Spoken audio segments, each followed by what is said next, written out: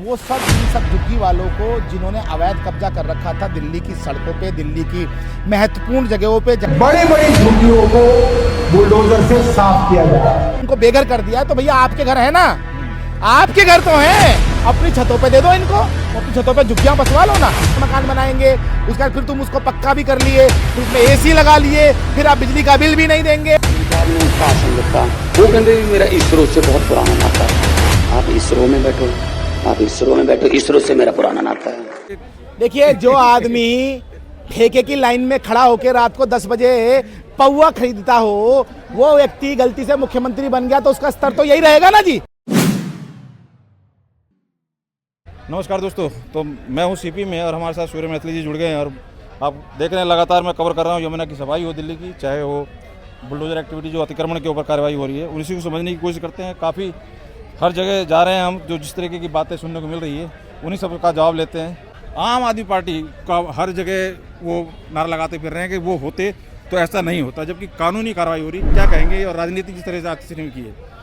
देखिए, मैं केवल इतना कहना चाहता हूँ, अरविंद केजरीवाल जी और आम आदमी पार्टी के जितने भी कार्यकर्ता हैं, वो सब इन सब झुग्गी वालों को जिन्होंने अवैध कब्जा कर रखा था दिल्ली की सड़कों पे, दिल्ली की महत्वपूर्ण जगहों पे, जहां पर कि सरकारी सुविधाओं के लिए सरकारी प्रोजेक्ट जो है वो पेंडिंग थे, तो वो अपने घरों में उनका स्थान दे दें। एक एक कमरा उन बेचारों को दे दें आप। यदि आपको ऐसा लगता है कि वो सही थे, ऐसा लगता है कि भारतीय जनता पार्टी की सरकार ने उनके ऊपर जो है वो बहुत ज़्यादा, मैं ये कहूँ कि सख्त कार्रवाई कर दी है, उनको बेघर कर दिया है, तो भैया आपके घर है ना, आपके घर तो हैं, अपनी छतों पे दे दो इनको, अपनी छतों पे झुग्गियां बसवा लो ना। अरविंद केजरीवाल अपने घर के ऊपर झुग्गी बसवा लेना, मनीष सिसोदिया बसवा ले, जितेंद्र तोमर बसवा ले, उसके अलावा सत्येंद्र जैन बसवा ले, जितने भी कांग्रेस के विधायक हैं वो सब बसवाएं, निगम पार्षद है सब बसवाएं, सभी कार्यकर्ता एक एक झुग्गी वाले को अपने अपने घर के ऊपर, छत के ऊपर जगह देना। अरे दिखाओ ना कि आप जो हो झुग्गी वालों के साथ हो। ये जो नौटंकी करने की आदत है आपकी, ये नौटंकी अब चलने वाली नहीं। तो वो कह रहे हैं कि हमें जो घर है वो सबको क्यों नहीं दिए? अब देखिए, राशन कार्ड भी कह रहे हो आपने बनाना है, आपने राशन कार्ड भी नहीं बनाए, और घर भी मतलब आपने देना है, सबको नहीं दिए। तो अभी ऐसी बातों पे राजनीति ये तो करेंगे, कह रहे हैं हम तो 50 साल से बचे हैं, तो कोई 60 साल से बचा है, हमारे पास आधार है, हमारे पैन कार्ड है, हमारे पास फ्लिपकार्ट वाला ऑर्डर आ रहा है, यहाँ जोमेटो आ रहा है, सब काम हो रहे हैं, बिजली का बिल है। इन चीज़ों का क्या जवाब देंगे उनके? हम जा रहे हैं। देखिए मैं एक बात बताऊं, जो भी झुग्गी वाले आपको ये कह रहे हैं ना, मैं उनको स्पष्ट कर देना चाहता हूं, भैया मेरे, सरकारी जमीन पर अगर आपको कब्जा करना है तो आप ये समझ लो कि एक ना एक दिन आप बेघर होगे। कोई सरकार आपको लाकर 1000-2000 रुपए का मुनाफा देकर आपको बैठाकर वोट बैंक की तरह प्रयोग करके अपनी जेब भर सकती है, लेकिन जिस दिन भी राष्ट्रवादी सरकार आएगी, सरकार जो आएगी कि दिल्ली को बसाने वाली, दिल्ली को देश की राजधानी बनाने वाली, वर्ल्ड कैपिटल बनाने वाली आएगी, तो भैया ये सफाई तो जरूरी है। आप मुझे बताइए ना, यमुना खादर के अंदर जिस प्रकार से झुग्गियां बसी हुई थी, जब मर्जी बारिश आती थी, थोड़ा सा पानी बढ़ता था, वहां पर झुग्गियों में बाढ़ आ गई जी। वो आते हैं, ये आम आदमी पार्टी के जो नेता नौटंकीबाज कलाकार आते हैं, वो एक एक केला पकड़ा के जाते हैं, सबके संग फोटो खिंचवा के जाते हैं। तो ये क्या है? अरे भैया, मोदी जी ने कहा ना कि सभी झुग्गी वालों को मकान मिलेंगे, तो हम तैयार है ना, मना कहाँ कर रहे हैं। अब आप एक झुग्गी के बदले में 2-2 मकान तो नहीं ले पाओगे, और जिनके पास में खुद के पक्के मकान है और उन्होंने झुग्गियों पे किराए पे दे रखी है, उनकी भी जांच हो रही है। और मैं आपको बता दूं ऑन रिकॉर्ड आपके दर्शकों को कि इसके अंदर जितनी भी झुग्गियों को तोड़ा गया है, उसमें ज्यादातर रोहिंग्या और बांग्लादेशी अवैध घुसपैठिए हैं, जिनको कि आम आदमी पार्टी ने अपना जमाई बनाकर दिल्ली में रख रखा था। उनको प्रधानमंत्री अन्न योजना में फ्री राशन दे रही थी, उसके अलावा प्रधानमंत्री आयुष्मान योजना में उनको फ्री कार्ड दिए जा रहे थे, मोहल्ला क्लिनिक के अंदर साथ ही साथ फ्री में पानी का टैंकर मिल रहा था, 1000 रुपए 2-2000 रुपए मिलते थे, और उनको केवल वोट बैंक के रूप में झुग्गी बस्तियों को मतदाता सूची में ऐड कर उनका जो वोट है वो अपने पास लेके अपनी दुकान चला रहे थे। तो कहीं ना कहीं राजनीति की तौर नेताओं ने शीश महल खुद लिए और इनको झुग्गियां दी, इसमें तो कोई शक नहीं है। अब वो 50 साल से 60 साल से बसे हैं, तो उनको मतलब ये जो दलील देते हैं कि जी हमें पहले की सरकारों ने क्यों नहीं देखा, कानून पहले कहाँ था, कोर्ट पहले कहाँ था, ये बीजेपी करवा रही है। और ये चीज़ में ये आम आदमी पार्टी वाले कह रहे हैं कि देखिए, एक देश में 2 प्रधान और 2 विधान थे, सब जानते हैं। कश्मीर के अंदर दूसरा झंडा फहराया जाता था, क्या ये किसी भारतीय को मैं ये कहूँ कि स्वीकार्य था? नहीं, लेकिन फहरता था ना 60 साल तक। लेकिन किसने खत्म किया उसको? भाजपा ने खत्म किया। इस देश में सभी जगह पर एससी आरक्षण लागू है, हर एक मेरे एससी भाई को आरक्षण मिलता है, केवल कश्मीर को छोड़कर। क्यों? 370 हटाई गई थी, वहां से 370 थी, उनको वहां पर सबको पता है कि ये गलत है, लेकिन हो रहा था ना भाई। तो इसका मतलब अगर इतने पुराने समय से कोई समस्या है तो एक दिन तो निदान होगा। अब भैया तुम्हारे बाप दादा ने अगर वो जमीन कब्जा कर ली या तुमने कब्जा कर ली आकर खाली पड़ी जमीन पर, तुमने कहा हम कच्चे मकान बनाएंगे, उसके बाद फिर तुम उसको पक्का भी कर लिए, फिर उसमें एसी लगा लिए, फिर आप बिजली का बिल भी नहीं देंगे, फिर वहां पर जो वेस्ट वाटर निकलेगा उससे पूरा क्षेत्र गंदा होगा, से नहीं चल सकता ना भाई। और एक और मैं बता दूं बात आपको, जितने भी झुग्गी वाले मेरे भाई हैं उन सब की स्कूटनिंग होगी, कुछ मकान तैयार हैं, उन सब में से उनको जो इंटाइटल हैं और जरूरतमंद हैं असलियत में उन सबको मकान मिलेगा, ये मैं आपसे वादा कर रहा हूँ। कह रहे 2014-15 से जिनके पहले के हैं उन राशन कार्ड उनको मिलेगा, कह रहे हैं फिर उसके बाद राशन कार्ड देना नहीं उन्होंने बंद कर दिया, हम कहाँ जाएं? अब देखिए ये विषय तो आम आदमी पार्टी का है भाई। अगर 2014 से पहले तो आम आदमी पार्टी जो नहीं थी, कांग्रेस थी यहाँ पर, और उसके बाद आम आदमी पार्टी आई। अब 2014 से आपने ना तो राशन कार्ड दिया, आपने पेंशन जो है वो बंद कर दी, कम कर दी, आपने मेडिकल जो है मेडिकल सुविधाओं के नाम पर नौटंकी करी मोहल्ला क्लिनिक के रूप में, और साथ ही साथ दिल्ली में ना कोई नया हॉस्पिटल बनाया, ना कोई नया फ्लाईओवर बनाया, ना कोई नया स्कूल बनाया, कॉलेज भी नहीं बनाया, दिल्ली को पॉल्यूटेड सिटी बना दिया, दिल्ली के अंदर इंडस्ट्रीज खत्म कर दी आपने, यमुना को बिल्कुल मार दिया आपने, दिल्ली की सड़कों को खड्डों में और खड्डों को सड़कों में परिवर्तित कर दिया आपने, और ऊपर से आप बात कर रहे हो कि भैया इनको मकान दे दो। कैसे, कौन देगा? गलती आपकी है। आपने राशन कार्ड बनाए होते तो इस बात की तस्दीक होती कि ये लोग इतने साल से रह रहे हैं, लेकिन अब अगर उनके पास कागज नहीं है तो भैया सरकार भी उसमें कुछ नहीं कर सकती, कागज तो दिखाने पड़ेंगे। अगर आपके कागज आपका बकरा खा गया और आपका बकरा जो है आपके दद्दू जान खा गए और दद्दू जान अब दुनिया में नहीं है, तो अब भाई इसका कोई कुछ नहीं कर सकता। तो ये झुग्गियों का शहर जिस तरीके से कई लोग कह रहे हैं कि जी ये झीलों की शहर बनाने की बात करते थे, इतनी झुग्गियां, इतना मतलब अतिक्रमण हो रखा है कि वाकई हर अब एमएलए मतलब पार्षद दिखाई दे रहा है गली में एंक्रोचमेंट आ जाती है। मतलब आप कोई डेवलपमेंट होगा कि पहले के पाप साफ किए जाएंगे, वो कह रहा है, समझ नहीं आ रहा है। आप मुझे ये बताइए, आप किसी घर को खरीदते हैं अगर, तो सबसे पहले क्या काम करते हैं?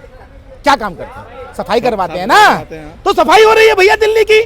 दिल्ली को वर्ल्ड क्लास सिटी बनाना है ना, सबको मकान देना है। प्रधानमंत्री जो आवास योजना में हम मकान दे रहे हैं ना, आप बनाइए मकान अपने। हमने इतनी सारी अनधिकृत कॉलोनियों को पास कर दिया पीएम उदय योजना के अंदर। उसके अलावा प्रधानमंत्री सूर्योदय योजना में हम सबको जो है बिजली के बिलों से भी मुक्ति दिला रहे हैं, आपके घर में सोलर पैनल लगवा रहे हैं, आप वो कीजिए। उसके अलावा प्रधानमंत्री जी के द्वारा आयुष्मान योजना में 70 साल तक की उम्र के मेरे वृद्ध भाई के लिए 10 लाख रुपए तक का बीमा है। प्रधानमंत्री जो अन्न योजना में हम फ्री राशन भी दे रहे हैं। क्या क्या कर रहे हैं। लेकिन अगर आपको केवल और केवल झुग्गी बनानी है तो दिल्ली को स्लम हम नहीं बनने देंगे। दिल्ली व्यवस्थित तरीके से बननी चाहिए और वो बन के रहेगी। ये तो ये कह रहे हैं कि जो हमारे स्कीम थी, जैसे मोहल्ला क्लिनिक को नाम कर आरोग्य कुछ कर दिया, बसें कह रहे हैं कि देवी कर दी जो मोहल्ला थी, ये तो हमारी स्कीम। मतलब ये इस तरह की राजनीति, क्या सरकार तो सरकार होती है कि उसमें भी मतलब पार्टी करवाती है सारी चीजें। अब पहली चीज मैं आपको बताऊं बसों पे, तो बसों के अंदर प्रधानमंत्री जी के द्वारा जो फेमा के अंतर्गत 200 बसें पहले दी गई थी दिल्ली को। दिल्ली के अंदर इलेक्ट्रिक बसें 100% इलेक्ट्रिक की तरफ जा रहा है दिल्ली, और उसके बाद अब 400 बसें और मिल गई हैं। तो पहले भी केंद्र ने दिया था, और केंद्र 17,500 करोड़ रुपया पूरे साल में दिल्ली को देता था। ये मैं आपको बता रहा हूँ और ऑन रिकॉर्ड बता रहा हूँ। उसके अलावा दिल्ली पुलिस, दिल्ली का डीडीए और दिल्ली का एक और मंत्रालय है आपका शहरी विकास मंत्रालय, ये मंत्रालय केवल सेंट्रल के पास था, और इन सबकी सैलरी भी बीजेपी सरकार दे रही थी सेंट्रल की। लेकिन केजरीवाल जी तो सिर्फ लूटने, खाने और ड्रामा करने के लिए बैठे हैं ना जी। और अब जो है उनकी स्थिति ये है कि ना वो 3 में है ना 13 में है। और अब ये जो इंक्रोचमेंट साफ हो जाएगा, हर विधानसभा में अपना वोट बैंक के रूप में झुग्गियां जो बसा रखी थी वो साफ हो जाएंगी, तो दिल्ली एक नई दिल्ली बनेगी। हम नई दिल्ली बनाएंगे। हम दिल्ली के अंदर 4थे फेज की और 5वें फेज की मेट्रो स्टार्ट करा रहे हैं, दिल्ली में नए फ्लाईओवर्स बनवा रहे हैं, दिल्ली के अंदर अनऑथराइज्ड जो कंस्ट्रक्शन है उसको हटाकर दिल्ली को जो ज़रूरत की चीज़ें हैं वो पूरी करवा रहे हैं। नए कॉलेज खुलवाएंगे, नए हॉस्पिटल खुलवाएंगे। उसके अलावा दिल्ली की जितनी भी बसें हैं उनको 100% इलेक्ट्रिक करेंगे। दिल्ली के अंदर 1 नवंबर के बाद से BS4 गाड़ियां जो कि सबसे ज़्यादा पॉल्यूशन देती हैं वो वापस नहीं होगी एंट्री। और साथ ही साथ दिल्ली के अंदर जो भंगाड़ चीजें हैं, भंगाड़ जो ज्यादा पोल्यूशन करते हैं, उन सबको खत्म करेंगे। हम दिल्ली को गैस चैम्बर नहीं बनने देंगे। दिल्ली की जमुना जी जो है वो जमुना जी को हम बिल्कुल स्वच्छ करेंगे। दिल्ली की जमुना जी में मैं ये कहूं कि अभी से नाव चलनी शुरू हो गई है। नालों की सफाई हाँ, चल रही और है, नालियों की सफाई चल रही है। दिल्ली में पानी नहीं भरने देंगे, दिल्ली को गंदे पानी की नगरी नहीं बनने देंगे, ये हम आपसे वादा कर रहे हैं। और इनलीगल एक्रोचमेंट को बिल्कुल खत्म करेंगे। इलीगल एंक्रोचमेंट खत्म करेंगे, वो तो देख रहे हैं कार्रवाई। मैं एक चीज़ और देख रहा हूँ कि 100 दिन की जैसे यहाँ पे आई बीजेपी की तरफ से कि 100 दिन का हमने एक आंकड़ा दिया कि क्या काम किया। इनको 10 साल इनके राज गया है, इनको ना पानी गंदा दिखाई दिया, ना इनको कोई मतलब उस तरीके की इशू दिखाई दी कि बसों में किस तरह से भीड़ भाड़ है या दिक्कत हो रही है, ना इनको किसी तरीके की और जो भी इशू थी स्कूल की और जब। लेकिन 100 दिन काम में इनको सब पानी भी गंदा दिखने लग गया, सब कुछ लगी। तो ये कैसी राजनीति, इस पर क्या कहेंगे? देखिए, रह के बदलते हैं दिन रात नए चोले, अंदर से बड़े जालिम और ऊपर से बड़े भोले। ठीक है, ये वो लोग हैं जो कि अपने समय पर तो कहते थे मैं टूटी का जल खोलता हूँ, अब पी के दिखाता हूँ, और ऊपर से इनका प्रदेश अध्यक्ष जो है वो ऊपर से बिस्लरी की बोतल डाल रहा होता था उस टंकी के अंदर। तो ये जो नौटंकी वाले फर्जी लोग हैं, दिल्ली के अंदर कहीं भी बस खराब हो जाती थी, जल जाती थी, आग लग जाती थी। अब जो है दिल्ली में साफ सुथरी सड़कें हैं। आप देखिए 100 दिन के अंदर दिल्ली की सड़कों को खड्डा मुक्त करने का काम किसी ने किया तो बीजेपी सरकार ने किया। दिल्ली में 100 दिन के अंदर यमुना आरती, साथ में स्टीमर, गंगा यमुना जी की सफाई, सभी नालों की सफाई, जितनी भी नालों में सिल्ट जमी हुई है उन सबको निकालने का काम कोई किया गया है युद्ध स्तर पे, तो दिल्ली की रेखा सरकार ने किया है। और एक और बात, दिल्ली की हर मेरी माता बहन जो कि इंटाइटल, उसको 2500 रुपए की जो है राशि देने का जो काम किया है वो रेखा सरकार ने किया है। एक और चीज़, ये जो मोहल्ला क्लिनिक की बात कर रहे हैं, ये मोहल्ला नहीं होहल्ला क्लिनिक था। इसमें ना तो कोई व्यवस्था थी, ना कोई सुविधा थी, दवाइयाँ एक्सपायर्ड थी, घोटाला ये करते थे। एक ही आदमी के नाम पर 500, 600, 700 बार इन्होंने जो जांचें लिख रखी थी। अब उन क्लिनिकों के अंदर व्यवस्थाएं हो रही हैं। अब जो है, पहले इनकी खुद की जो जांच लैब्स लगी हुई थी, ये लिखते थे, वहाँ पहुँच जाता था, सरकार पैसा देती थी, इनकी नौकरियाँ चल रही थी। अब वो सब खत्म कर दिया, दिल्ली के पैसे की बर्बादी बिल्कुल खत्म कर दी गई है। अब जो है दिल्ली मोदी जी के साथ है, 4 इंजन की 4 इंजन की सरकार है। और दिल्ली जी एलजी तक को बताने लगे कि मतलब एलजी, इन्होंने मान लिया कि एलजी से इनका कोई किसी तरीके का कोई व्यवहार नहीं था, बिना एलजी के तो यहाँ काम हो नहीं सकता। अब ये भी मान रहे हैं कि 4 इंजन की सरकार है, एलजी भी इनके साथ है, मतलब इनके साथ ये नहीं थे कभी भी। एक तरह से मतलब ये किस तरह की राजनीति कर रहे थे? पहले भी तो एलजी इनके साथ थे। आप मुझे बताओ ना, इन्होंने बस में फ्री करने की बात कही, एलजी ने मना किया क्या? इन्होंने बिजली हाफ करने की बात की, एलजी ने मना किया क्या? बिजली पानी माफ करने की बात की, एलजी ने मना किया क्या? लेकिन अगर आप शराब की जो आबाकारी नीति है उसको बिगर एलजी के सिग्नेचर्स के आप जो है लागू कर देंगे तो आप पे कार्रवाई तो होगी भैया। आप 5 लाख का कमरा 25 लाख का दिखाकर अगर क्लासरूम घोटाला करोगे तो आप पे कार्रवाई होगी। ऐप बेस्ड घोटाला, जो बस घोटाला आपने किया उस पे कार्रवाई आप पे होगी। उसके अलावा जितने भी घोटाले इन्होंने किए, घोटाले से मुझे याद आया, बहुत घोटाले हुए थे सर, कुछ में होगा, कन्विक्ट होंगे, क्योंकि लोग पहले कहते थे कि सब राजनीति है, तो कहीं ना कहीं है, कुछ चल रहा है। सारे जेल जाएंगे, सबकी चार्जशीट तैयार हो रही है। बहुत जल्दी आप देखेंगे ये सभी पैर में घुंघरू बांध कर कहेंगे मैं तिहाड़ नहीं जाऊंगी, मैं तिहाड़ नहीं जाऊंगी। अच्छा, वो अब ये एक केजरीवाल जी ये दावा कर रहे हैं, कोई मंत्री जो जीत रहा है, लड़वा रहे हैं इसको, कह रहे हैं उसे जितवा दो, मैं मंत्री बना दूंगा। किस पे इशारा, किसको निकालने के चक्कर में? अब देखिए, वो उनकी अपनी व्यक्तिगत बात है, और वो तो अब यहाँ से उड़ के पंजाब पहुंच चुके हैं। पंजाब में वो मनमोहन सिंह पार्ट 2 दिखा रहे हैं, भगवंत मान को पीछे रख के आगे खुद चलते चले जा रहे हैं, खुद शिलान्यास करते हैं। तो ये पंजाब की जनता के जनादेश का भी अपमान है। आप देखिएगा इस बार पंजाब में भी सरकार भारतीय जनता पार्टी की बनेगी और पंजाब का भी विकास अपने बहुत जोर शोर से होगा। एक भगवंत मान का वायरल हुआ था, एक अभी बात कही है इसरो की बात जी, इसरो के ऊपर तंज कसा, कह रहे हैं 8वीं का सर्टिफिकेट मिल नहीं रहा इनका, और इसरो की बात कर रहे हैं। तो इसरो को कहने लगा, इसरो स्कूल में जाके ऐसे कोई कॉमेडियन थे वो, तो कह रहे हैं जो इसरो की बात कर रहे थे। ये क्या कहोगे, कैसी राजनीति? पीएम साहब ने भाषण दिता, चलो सुन लेने, देश के प्रधानमंत्री है, वो कहते भी मेरा इसरो से बहुत पुराना नाता है। मैं आख्या भगवंत माना 8वीं का सर्टिफिकेट का लाभ नहीं रहा, तो इसरो नाल किवें नाता जोड़ूगा हुण ये?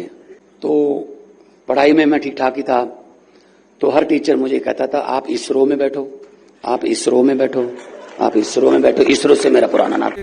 देखिए, जो आदमी ठेके की लाइन में खड़ा होकर रात को 10 बजे पौवा खरीदता हो, वो व्यक्ति गलती से मुख्यमंत्री बन गया तो उसका स्तर तो यही रहेगा ना जी। तो इसके ऊपर मैं ज़्यादा कुछ कहना नहीं चाहूँगा। वो कॉमेडियन है, एक नौटंकीबाज है, एक फर्जीबाज है, दूसरा नौटंकीबाज है। अच्छा, एक बड़ी बड़ी दुर्घटना हुई है, इसके ऊपर कोई दो शब्द, जो बड़ी दुर्घटना हुई है देखिए, सांत्वना जो के लिए, भी और दुर्घटना हुई सॉफ्टवेयर है, का फेलियर बताया जा रहा है नहीं किस नहीं तरीके की? देखिए, ये जो भी फेल्यूर है वो सरकार अभी घोषित करेगी।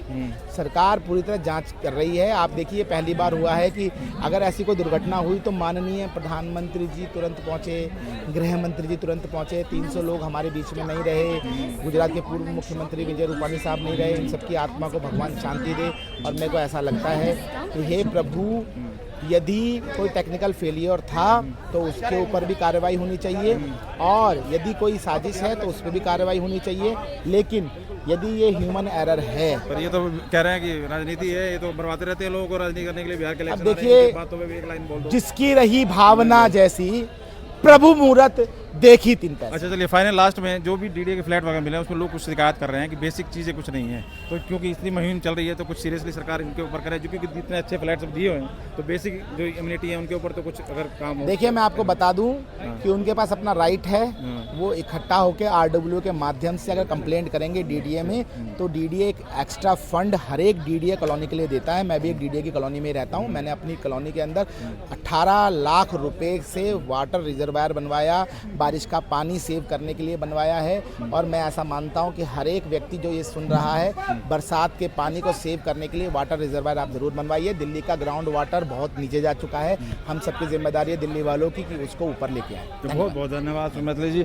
तो हमारे साथ सुमित्रा जी, उन्होंने सिलसिलेवार जो भी हम लोग दिल्ली में होती हुई कार्रवाई यमुना की हो और चाहे इंक्रोचमेंट की, उसके ऊपर जो सिलसिलेवार क्वेश्चन बन रहे थे, किसी न किसी प्रवक्ता से बीजेपी के बात करना बनता था, तो आज हमें मैथिली जी मिले। मैंने सारे सिलसिलेवार क्वेश्चनों को उनके सामने रखा और बात करने की कोशिश की। आप कहाँ तक सहमत है और आप क्या राय रखते हैं, जो कमेंट करके बताइए। बहुत बहुत धन्यवाद।